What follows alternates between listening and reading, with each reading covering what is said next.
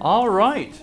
Let's get rolling. Especially as small stuff. Yeah, we're not like super well known. Like Eastman had that happen all the time. Every time, yeah, Yeah.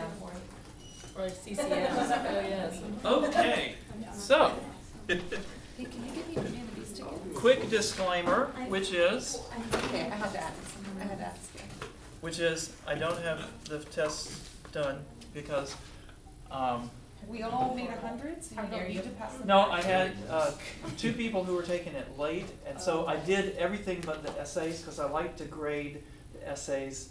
You know, so like I read everybody who did question 1, and so that I'm somewhat as reasonably as consistent as I can be.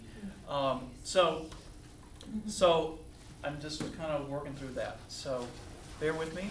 I will get the grades in Blackboard before Monday, and then I'll get you the papers back on Monday. So, okay.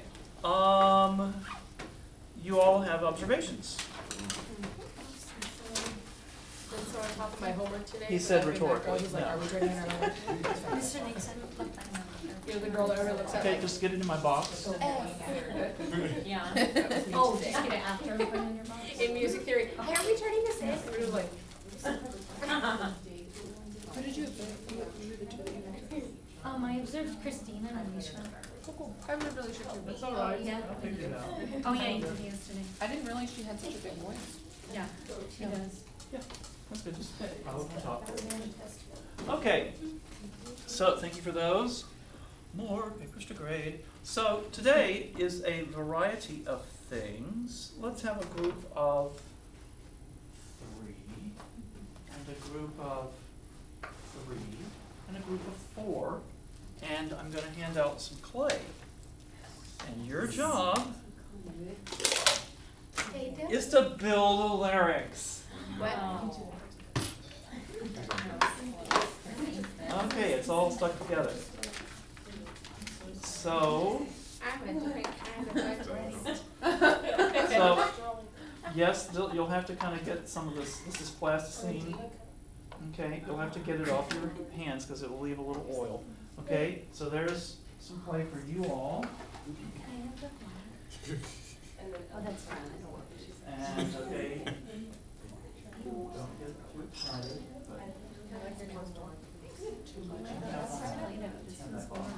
Let's start with Okay. I don't. Okay, so your larynx must have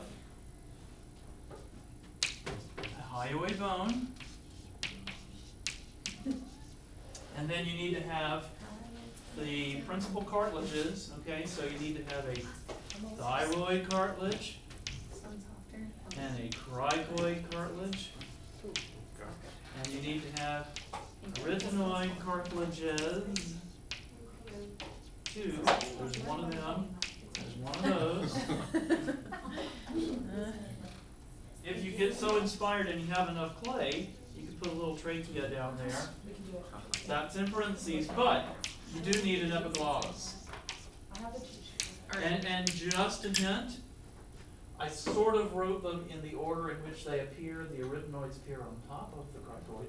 Okay, so that is, although hyoid bone would kind of be up there. Okay, so if you need to look at a book, look at a book. But try to do it without, and I'm not going to let you see the one that I brought.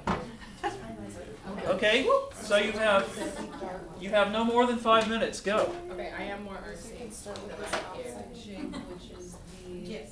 I can make things for sure. Just tell me what it is that you want made. So I suggest that you divide and conquer. You know, that one of you make one. I got that. I have a Is that what I you're got doing? a thyroid. Okay. But we need to do those. So the Adam's Yeah. apple. Oh, that's not much up, is it? This might be an epiglottis. So just make the bump on the middle for me. It really does already. And then behind that It's is, made to like stand, like to lie. Well, but it's. this makes you think Well, about that's kind of attached to. Yeah, it's how things are relating to each other. But you're right. Here we go. Oh my God. What the thyroid membrane? I got that. It goes behind. Oh, it. that must be the I'm epiglottis. gonna get Diz. this one. All right, I trust you. Do you want this? This is easy. Yeah, I was like, that's not that much. Isn't the And then I'll do this whole middle part. That's the big one. Striating part. We need a misty lot. Yes. The men's garage is closed, so I had to go all the way to Bernoulli, and permits only for minutes. They said it's full. I'm like, and I'm coming from my observation, so like I have just enough time to get here when I can. So Stacy, why don't you join the ladies here in a group of 4? Okay. You're making a Larynx. We're making a what? Making a Larynx.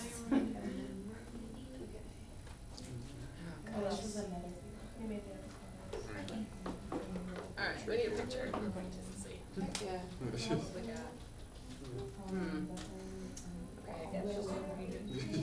Like a frontish picture of the thyroid. Thyroid cartilage. I can't remember what it is. It's sort of thyroid membrane for behind the cartilage. And then, are you making the body of the heart? I mean, sort of. Sort of looks like that. You're Yeah. Well, that looks so nice. the epiglottis is going to be So here? okay. Who's on top of it?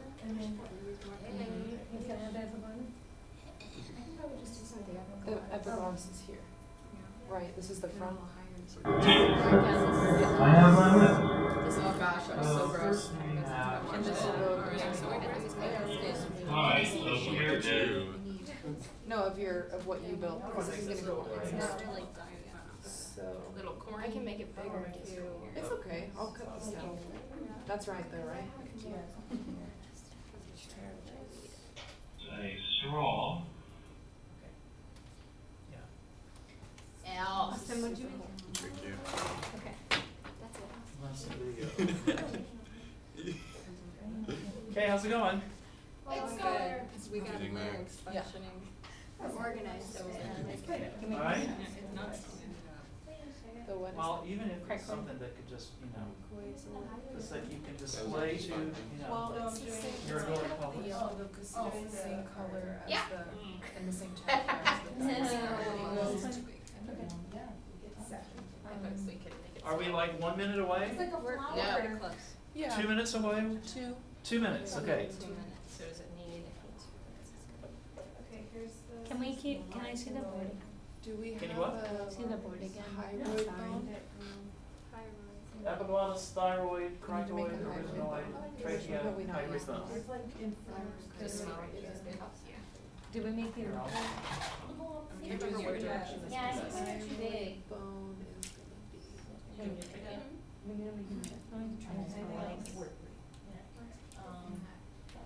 So let's see. Does someone have a dime, by the way? We're gonna need a dime here in a moment. I actually do. I just need one dime. Wait, can we combine the clays? Would you prefer we don't? If you need to. Sorry, I'm running this way. It's too late. Yeah, Oh, it connects Alright. We can make the trachea. So we'll just become okay. Alright, I got the hyoid bone. Okay. And yeah. And well, we have to put this and get she's still. No, it doesn't.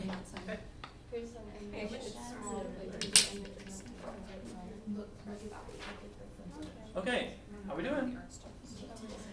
Shake him in. Sort of. Take 30 seconds and whatever you got, put it all together. Where's this go? Okay, good, because we're going to display them. We're going to show them. Alrighty, so let's have this group, which seems to be proud and finished over there. They're going to come model their model. Okay. Very tiny. All right, so she's got this is like, well, okay.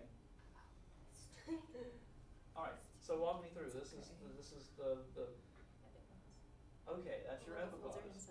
Oh, okay, I'm getting it. All right. And then- this is the thyroid with the thyroid cartilage. Okay. And this is the arytenoid. Okay, the arytenoids are supposed to be Arytenoids? in the back. Okay. Yeah, they need to be on the back, on top of your cricoid cartilage, actually. Arytenoid. Well, there we go. We'll just stick them back there. That's gonna be on top of our. Okay, and then this is your trachea down there? Okay, all right. Pretty cool.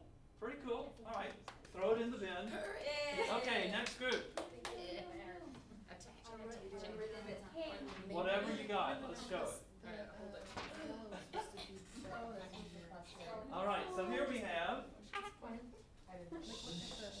Okay, so here we have, let me tell you, so this is hyoid bone, right? Hyoid bone, sorry. Whoa. And this is epiglottis, okay? Hopefully, all right.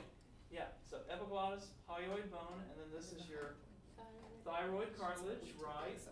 And then the cricoid cartilage and the trachea, and then if we rotate around, we can see the arytenoids on the back. Ooh, ah, yes. Okay, and it can go back into the container as well. It meets its demise. It's like after all that work. After all that work. Okay, whatever you got, let's see it. Okay. I wouldn't say it's pretty. All right, here we are. Okay, so take a look, y'all. Right, so we have trachea, right? And then cricoid cartilage? Okay, and then thyroid cartilage. Is this hyoid bone here? Yes. Okay, and then epiglottis and, oh, those are the little arytenoids. They're kind of doing their little thing. Okay, all right, great. Chuck it in the bin. Yeah, so it needs to go back to its container. Okay, so as handy wipes for cleaning your hands are going around, here is Big Larry. Big Larry. Now you laugh, but I used to work for UTSA. Okay, and we were in the midst of designing the building that the National Center for Voice and Speech was going to be in, and I was kind of on this little committee with the architects and stuff. Ingo wanted to build a 2-story tall larynx that you could walk through. That's And you should have seen the architect. I can't imagine. Yeah, anyway. You want a what? So, but yeah, he was Big Larynx, Big Larry. Anyway, so this is many times, this is like elephant sized, okay? So we have trachea down there, and you can feel your trachea. You can feel the little rings. Okay, and then the cricoid cartilage there on the bottom. Where is that underneath? Well, What's that? I can find my Adam's apple, and then I go right down, and you can feel your trachea rings start. And so if you kind of find the top of your trachea, there's a little bit wider ring at the top of your trachea. Okay. And then going up from there, it's easier on guys. Your thyroid cartilage is real easy to find on guys. Okay, so thyroid, cricoid, hyoid bone, yes. And epiglottis. And then the arytenoids are here. Now, this is not the way they look because they're covered with muscle. But for anatomical learning purposes, they have a lot of the muscle stripped away. So I will pass Big Larry around, and you may gaze upon his wonderfulness. So Okay. what does the building look like? Do they actually do Oh, they ended up not doing that. Oh, No. that would have been like the coolest thing. Now here, if we can quickly turn the lights out. Dun, dun, dun, dun. I was science fiction for voice. This is my larynx.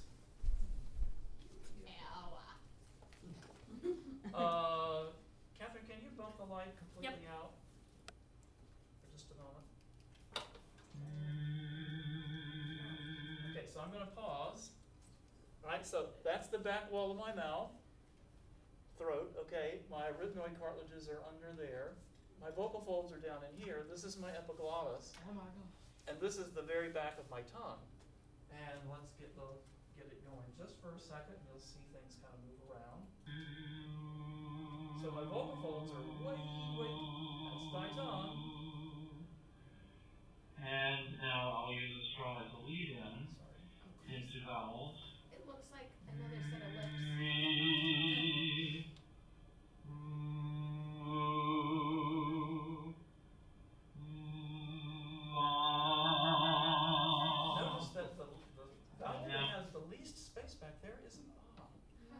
That's why when you go to a laryngologist, they have you say E, which has the most space actually in the back. All right, let's get the lights back on. Wow. So just to put, what it looks like looking at it from above with the big model, with Big Larry. Okay, lots of things to do today. So, how big are the vocal folds? Well, over there I have drawn a lovely little diagram. Okay, so here is a US quarter. Now, maybe Alejandro's are this long. I mean, since he's probably the lowest voice here, okay? Maybe his are this long, but the entire fold, the two folds, so one would take up 1/2 of the quarter and one would take up the other half, okay? That's about how big we're talking for a low-voiced, good-sized, full-grown man, while dime-sized is about typical for females. A full-grown female? Yes, so particularly sopranos, low-voiced mezzos might be like a nickel, okay? Tenors are probably going to be like a nickel. Basses are going to be about like a quarter.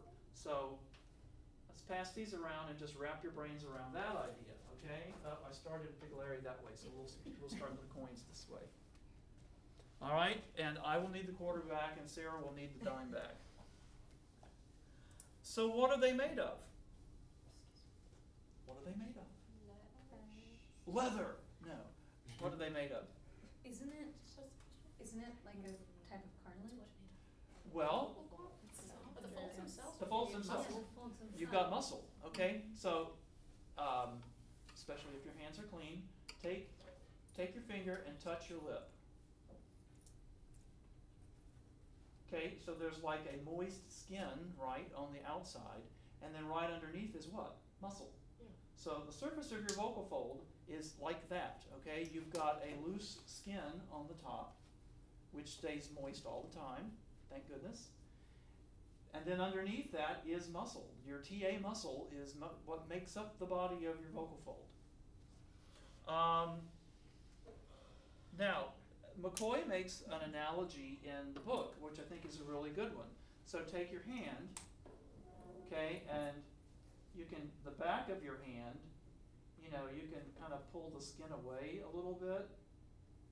Think of a mother cat picking up kittens, So you can pull the skin away a little bit. So the skin is kind of loosely attached there, all right? So the outer surface of your vocal fold is fairly loosely attached. But what's interesting is it's also cushioned. So flip your hand over, to the palm of your hand, and there the skin is very firmly attached, but it's also kind of cushiony. We have a layer of fat and some stuff there, okay?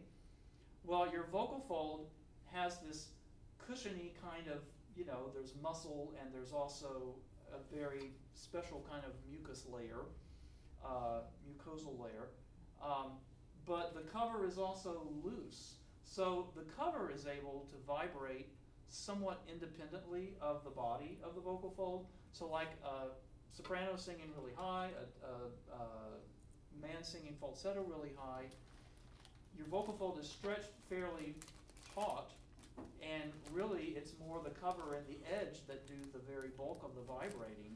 It's not the whole thing doing this. Now if you're singing really low, doing vocal fry, I have video of vocal fry, which is actually pretty cool looking. The whole thing kind of flops, okay? So that's a real good analogy, and as you're reading the McCoy stuff, and he has some of those things like try this, take your hand and whatever, do it, because it really makes it real tangible if you can kind of feel it, and you can watch the videos and stuff, but things like that kind of help you make it tangible with your body. Here's another thing you can try to amaze your friends. Our lips are actually really good things to kind of demonstrate things about our vocal folds. So everybody, okay? So you get your mouth close enough together, you know, your lips kind of just about touching, and then you send an airstream through, and they start to vibrate, right? Okay, and you can adjust the tension on your lips, and the pitch changes. So you can go,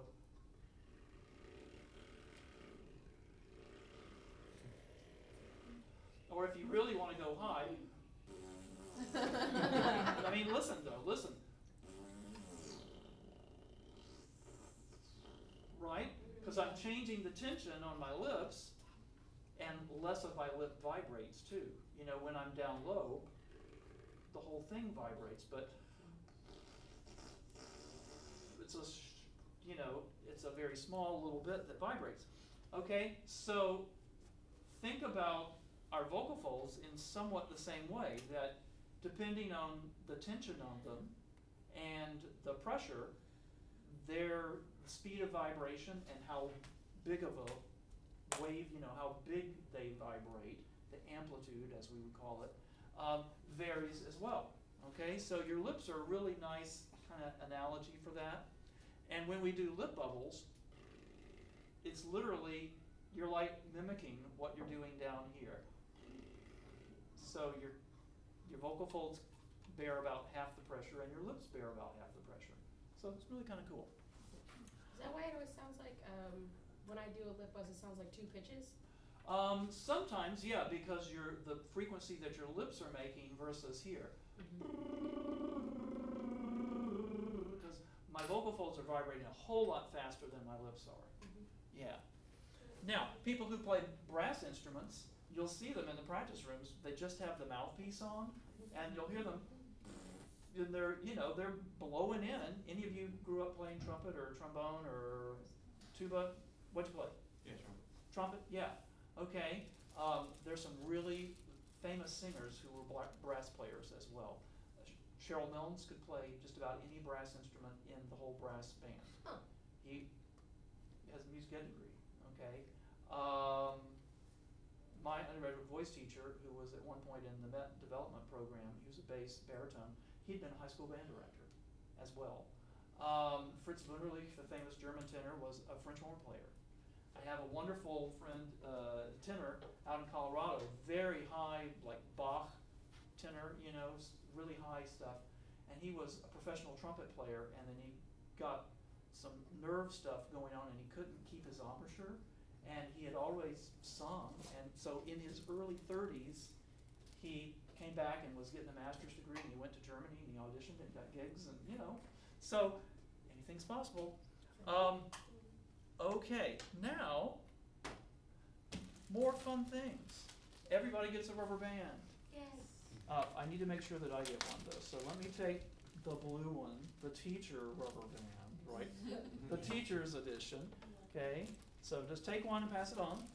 Does that one have the answers with it too? Yes, it does. It has all the answers on the margins, yeah, in red. So we're gonna get our rubber bands and move those around quickly. Are your vocal folds like rubber bands? Kind of. How about yes and no? No. Yes and no. Sure. Okay. Like yes and no. Do they look like this? No. What do they look like? Somebody already said. Somebody Like already. lips? They sort of look like lips, yeah, because you've got these, you know, these little wedges of tissue in there, and I mean, and they're gonna do their thing. Okay, so does everybody have a rubber band? Yay! Yes. Okay, so now take your rubber band and stretch it, and just kind of watch what happens to the rubber band. What do you see happening to the rubber band when you stretch it? It's tight. It gets tighter. Okay, what else? Thinner. Thinner. The color changes actually. The color change, it thins out though. That's a really important thing, right? So it gets stretched and it thins out. Okay, and then you let it release and it kind of bulks back up again, right? Okay, so our vocal folds, when we sing high, are they short or long? Short. When we sing high, they're short. When we sing high, how many people say short? Okay, how many people say long? The longs win. Yeah. As when you were the making tension goes up, it wasn't exact, I mean, Okay. I was just making an example there, I but thought when the surface area was less, the pitch was higher. true, true. With our vocal folds, it's more the whole total mass that vibrates that varies. Think about it like a rubber band. If you have a small rubber band, it already has a high pitch, and if you stretch it more, it has a higher pitch. Yes, yeah. It's like that. Yeah, and so looking at the dime and the quarter, okay, so a soprano's vocal folds are short. A tenor's vocal folds are shorter than a bass's by and large. Okay, so when they get stretched tension-wise, even though they're longer when they're stretched, the tension goes up, and the change in tension more than makes up for the fact that it's stretched longer. Okay, low voices have longer vocal folds than high voices. So here's our rubber band again. So when it's stretched, it kind of thins out. Now, see if you can play around. Oh, mine broke. Oh well. Tied together, it's okay. Yeah. So what happens to the pitch? Higher. So when you stretch it long, what happens? It's higher, it's better. You get a higher pitch, right? So think about if you've ever played guitar, violin, cello. When you turn the peg, you're increasing the tension on the string, and the pitch goes up, right? Okay, same thing, when you stretch the rubber band longer, you increase the tension, and even though it's a longer string, and you would say, well, but a long string is gonna make a lower pitch because you've increased the tension so many times, it more than makes up for the fact that it's longer. And your vocal folds are the same way, okay? We stretch them longer, and that increases the tension enough to where it raises our pitch. Now, what do little babies do? Well, they're always playing around, they're vocalizing, they're screaming and stuff. They're learning how to coordinate that stuff. When we deal with elementary age kids, they haven't quite got that coordination down and stuff. And so if you ask them to sing high, okay, sometimes they'll overshoot and things like that. You ask them to sing loud, what happens to the pitch? They sharp. Because they haven't quite learned how to control increasing this versus increasing the intensity, and things go sharp. Okay, so may I have the rubber bands back now? I borrowed them from the office. But again, several of you wrote about how it really makes things meaningful on your comments, and thank you all, about doing things that are physical, that you can get your hands on, or that we stand up and try.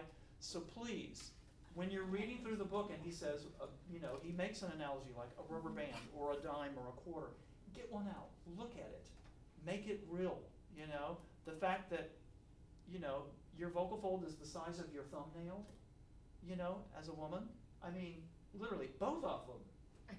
Is that true? And that, yeah, both of them could fit on your thumbnail, okay? And yet you can make enough sound to be heard over an orchestra. Is it the Where's the- width? How about that? Is it the what? width or depth?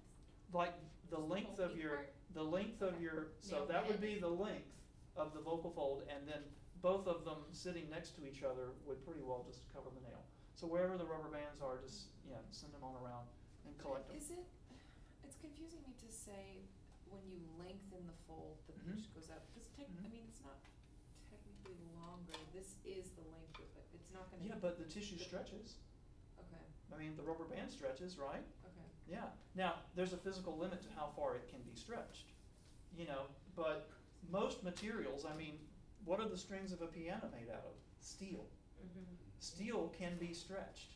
You are stretching it, you're increasing the tension on it. You're not making more of it, but you are stretching those molecules or atoms or whatever. You are exerting a force, and the stuff responds. So our vocal fold, yes, it has a fixed length, but you know, it can, human tissue can be stretched. I mean, you can do it to yourself. You can take your ear and pull on it, and it will go back. You know, your vocal fold's the same way. There's a physical limit to how far it can go, just because how much your muscle can, your cricothyroid muscle can pull it, and just, you know, but all the same, you can increase that length and tension on it, because that's how we sing high. Yeah. It's like when you work out at the gym, you add more weight to slowly to get better, and so when you're vocalizing, like if you wanted to get more range, you practice higher and higher and higher to stretch more and more and more. You do things that extend your range, yeah. And you're learning that muscle coordination for, okay, well, what needs to let go, what needs to engage for me to do that, you know, for me to get those muscles talking to each other just right. Okay? We'll be talking about it over and over, and when we go to the voice clinic, I will be there, and he will have the scope in me, and I'll sing scales, and you can see it changes length, without a doubt. Yeah. Okay, let's see, rubber band. Okay, here's another one. So take your hands. Now, our vocal folds don't just, you know, vibrate like this, okay? They do vibrate like that, but they also, because they're wedges of muscle, it's not like they exist in one plane, one atom thick. No, they have some depth to them, and they're going to meet, particularly when we're singing low in our range, okay? They're going to meet at the bottom, and they're going to vibrate kind of this way. So they're doing this movement at the same time that they're vibrating bottom to top. Okay, so you see how my hands are going? They're moving apart as well as this up-down movement. Okay? And so when we see them in slow motion, you can see some of that kind of rippling movement. It's really pretty darn cool. And that rippling movement is what gives our sound richness, actually. The fact that, you know, it's not just doing this, it's doing that. You get actually a different spectrum of sound produced that way. Okay, so when we're singing low, they're more this away, all right, where there's, they call it, the fancy name for it is vertical phase difference, that depending on where we are in the vibration cycle, you know, the bottom meets ahead of the top, okay, and the top is the last thing to separate, you know, all right, so that's going on. As we get higher and higher in our range, and your vocal folds getting stretched more long ways, a little bit less contact, you know, in terms of depth occurs. So if you're up like Sopranos singing like whistle register or something, your vocal fold, the body of your vocal fold doesn't do a ton of moving. That cover is vibrating, especially like just the edge, you know, and you're kind of getting this kind of a thing more than you're getting this real bottom to top thing. Because A, there isn't time, and B, the tension on the vocal fold is so high that it's hard, this, as we saw with the rubber band, there is some of that thinning that kind of goes on, okay? So our vocal folds vibrate this way as well as bottom to top for a good portion of our range. For men, the bulk of their range, and for women, you know, I would say whistle register, when you're up that high, you're not going to get much of this at all. It's going to be very much just kind of edge kind of thing. And we can see that with high-speed cameras and stuff. We can see that. Is that why? Arm Is that wrestle. why- Who gets to go first? Is that why women tend to get nodes more than men? Women tend to get nodes more than men simply because they phonate at higher frequencies. Okay. So in general, women speak about an octave above men. Right. Close to an octave, okay, and if you go up one octave, you've doubled the frequency.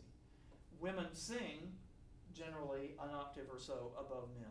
So again, that's a doubling of frequency. So my high A is 440, your high A is 880. So that's that many more times of contact. The thinking is basically that it's not that women are more susceptible to nodules than men are, you know, genetically or anything like that. It's simply the fact that there's more opportunities for contact because you phonate at higher frequencies. Is Yeah. this Very related interesting. to vibrato, or that we're not even No, there yet? well, no, This is just no. sound in general? This is just generation of sound. Vibrato has, It doesn't- vibrato is variation in the tension on the vocal folds and variation in the pressure of your airstream Okay. and variation of actually the walls of your throat also move in sync. Vibrato's my research area, and we'll get to that, but not now. So vibrato or no vibrato, this is, Doesn't matter. okay. Yeah, yeah, and in fact, when you go to a laryngologist and they're doing an exam on you, they'll say, you know, they'll have you stick your tongue out, you know, if they're doing the rigid scope, and they will ask you to not sing with vibrato because it's hard to get the strobe camera, that's the light that's flashing, for them to kind of see in more detail the vibration cycle. If you've got vibrato, it's hard for the machine to track it because they'll give you a little contact mic to put on one side, which is then measuring what frequency you're singing at, and then they set the light to flash very slightly slower, and so we get this cycle and then your vocal folds, and then we get it here, and then here, and here. So it's not the actual movement that you're seeing just like, you know, if we had a strobe light in here, you would see my arm doing this while it's actually doing that. So you're seeing little glimpses. But does that answer the question? I started to ramble, so I just wanted to make sure, because I was going, was that what she asked? Okay, so anyway, shall we move on? More stuff. Okay. Yeah. I need an assistant. Hey. You want to come be assistant? Okay. All right, so you're going to stand and hold it out kind of at arm's length because I have to, and fairly close together. Okay, not too close. Now what I'm going to do is I'm going to blow air between the two pieces of paper. All right? Okay, now move them a little closer together. What did you see just happen? They came together. Is this the Bernoulli effect? Well, this is Bernoulli. Okay, bring them a little bit closer. And if you look real carefully, you can see that it's fluttering a little bit. Okay, thank you. Give her a hand. Yeah, so Daniel Bernoulli, who was a very famous physicist back in the 18th century, one of the things he was looking at was how fluids, so that would be gases and liquids, flow. And if you have constant flow going through something, if you narrow the pipe, the rate of the stuff going through speeds up, okay? If you've got a constant volume going through and you make the pipe narrower, well, then the flow's got to go up. The rate has got to go up. Your garden hose, McCoy makes the example of that. You know, you've got the garden hose, you don't have the nozzle on there, and then you put your thumb over it, and suddenly it really shoots off, right? Well, you've got pressure build up here. You've got a narrower opening, and so now the rate of flow really takes off. So when I'm blowing through there, as she gets them close enough together, the air is moving in between the two pieces of paper. What's going on out here? Air's not moving, right? Well, Bernoulli found that air in motion, or a fluid in motion, doesn't exert as much pressure on its surroundings as a gas basically at rest. This is the principle that one of the principles that planes fly with. You've got a curved wing, okay? And so here's the plane going through the air, the wing going through the air. Well, the top part is curved, the bottom part is flat. So the air has less distance to travel here, more distance to travel there, okay? Since it's got to go a little farther, it has to go a little faster, and so there's less pressure here, more pressure here. The plane goes up, okay? So when I had the two pieces of paper, as she got them close enough together, and I'm blowing air through the middle, the pressure drops in the middle, it's greater out here. So the two pieces of paper end up kind of getting pulled towards each other, okay? If we get them just close enough, they'll even start to oscillate.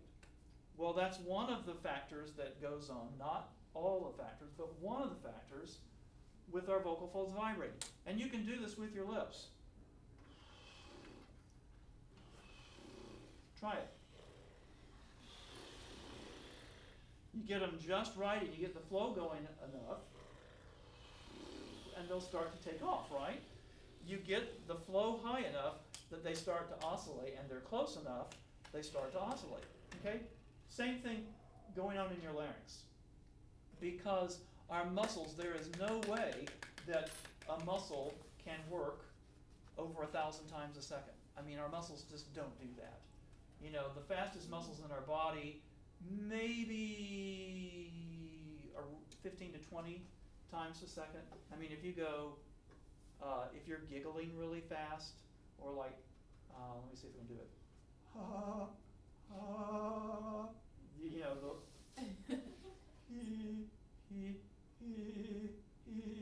yeah, you know, and you'll hear like Renaissance singers on recordings doing those really, the trill, trilo is what they call it. That, even so, that's only, you know, maybe 14, 15 times a second. So how do we explain the fact that sopranos can sing, you know, F6, which is like nearly 1,500 times a second? The airflow has a lot to do with it. A lot to do with it. Okay. I wanted to give out these. Today was Bill Nye Science Guy Day. Okay, these are, I mean, there's the drawings in McCoy's book, and there's the stuff on the videos and stuff on your DVD. These are drawings, this is what I learned from, and these are labeled very clearly. These are in some of the great old anatomy books, and it has everything named, and it shows it from the front, from the back, from the top, from the bottom. Okay, cartilages of the larynx, the muscles inside the larynx, the intrinsic muscles, key things about phonation, the extrinsic muscles. Okay, so take one, pass them on. Those are a handy thing that you're sitting on the bus. I'll study my pedagogy. I'll look at these things. Because I know that's how you spend your spare time. You can't buy that book anymore. Huh? You can't buy that book anymore? Well, you probably can. The Like- Pedagogy is the company.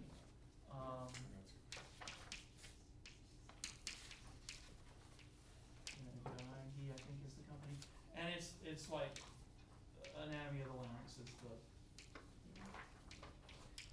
I have. If you're really, really into this stuff, there's the Anatomical Chart Company, and Anatomical Chart Company, Skokie, Illinois. That's where the big anatomical things that I have in my office that are on the door, I got them from. Okay, we have one last thing which we will need to go out into the hall for. So leave your stuff here. I'm gonna